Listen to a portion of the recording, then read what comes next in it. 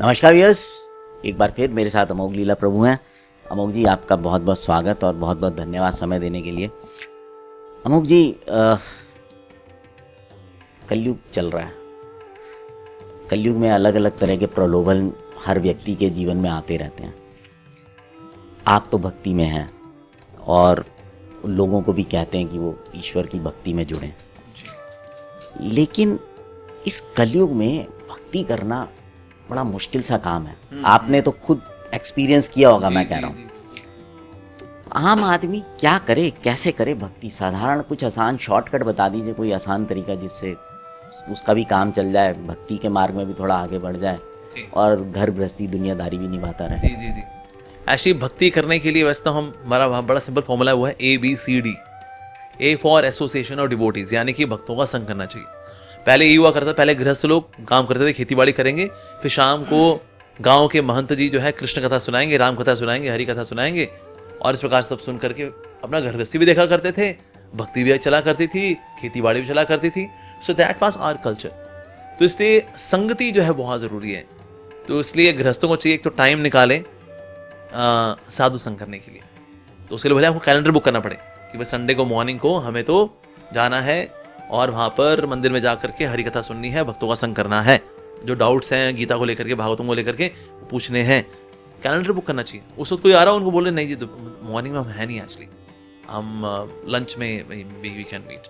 तो ये चीज़ हमें कहीं ना कहीं बतानी पड़ेगी लोगों को। तो इसलिए साधु संग करने को प्रियोरिटी जब देंगे हम, that's very important. B for books like Bhagavad Gita and Bhagavatam, ये हमको पढ़ना चाहिए। भले आप रोज 10 मिनट निकालें, 15 मिनट निकालें, दैट्स वेरी इंपॉर्टेंट। जैसे मैं व्यूअर्स को बताना चाहूंगा, मेरे साथ विशाल जी हैं, अभी इस समय श्रीमद् भागवतम पढ़ रहे हैं, 4th कैंटो, 4th स्कंद पे पहुंच भी चुके हैं।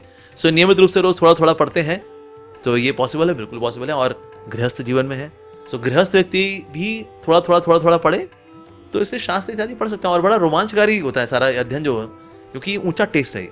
इसके बाद ये होती है ना जो दुनिया वाली सरिता, गृह शोभा और मनोहर कहानियां जैसी टुच्ची मतलब मैगजीन्स, फिल्म फेयर, स्टारडस्ट, ये कहता है ये ऐसा मन नहीं लगता भाई अब, क्योंकि हमने ऊंचा पढ़ लिया भाई।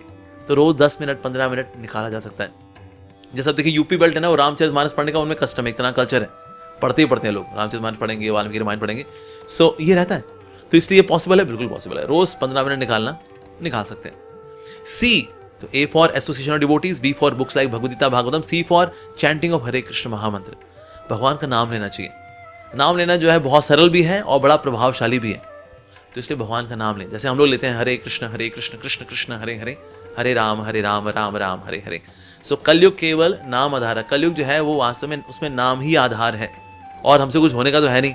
ध्यान हमसे लगता नहीं है, ध्यान लगाते हैं, अगर ध्यान लगाते लगाते ध्यान कहाँ चला जाता है। तो नाम लेना चाहिए हम लोगों को, ये बहुत जरूरी है।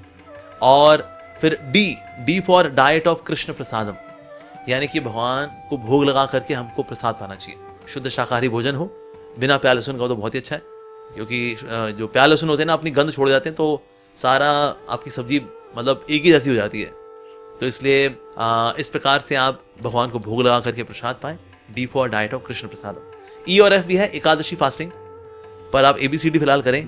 तो ये जो है एक गृहस्थ व्यक्ति भी कर सकते हैं। और हम देखते हैं इस्कॉन के अंदर तो 99.99% डिवोटीज ये गृहस्थ डिवोटी हैं और ये ABCD का पालन करते हैं। A for association of devotees, यानी भक्तों का संग, B for books like Bhagavad Gita and Bhagavatam, C for chanting of Hare Krishna, D for diet of Krishna prasadam. E और F भी कर लेते हैं, एकादशी फास्टिंग, बस हो गया। तो कलयुग में गृहस्थ व्यक्ति भी भक्ति कर सकता है अगर वो ABCD का पालन कर ले तो। धन्यवाद प्रभु जी, बहुत बहुत धन्यवाद।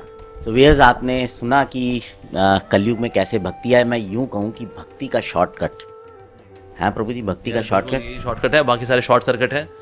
तो शॉर्टकट में लगे रहिए। तो व्यूअर्स, आने वाले एपिसोड में फिर मुलाकात होगी आपके साथ हमारी। तब तक बने रहें रेडियो द्वारका के साथ।